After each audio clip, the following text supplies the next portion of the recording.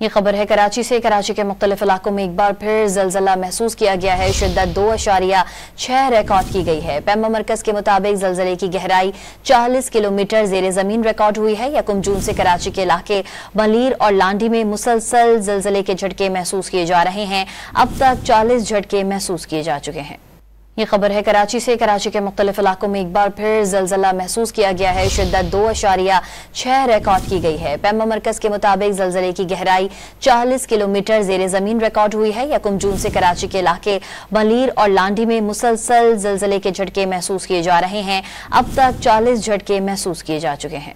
ये खबर है कराची से। कराची के मुख्तलिफ इलाकों में एक बार फिर जलजला महसूस किया गया है। शिद्दत 2.6 रिकॉर्ड की गई है। पैमा मरकज के मुताबिक जलजले की गहराई 40 किलोमीटर जेर जमीन रिकॉर्ड हुई है। 1 जून से कराची के इलाके बलीर और लांडी में मुसलसल जलजले के झटके महसूस किए जा रहे हैं। अब तक 40 झटके महसूस किए जा चुके हैं।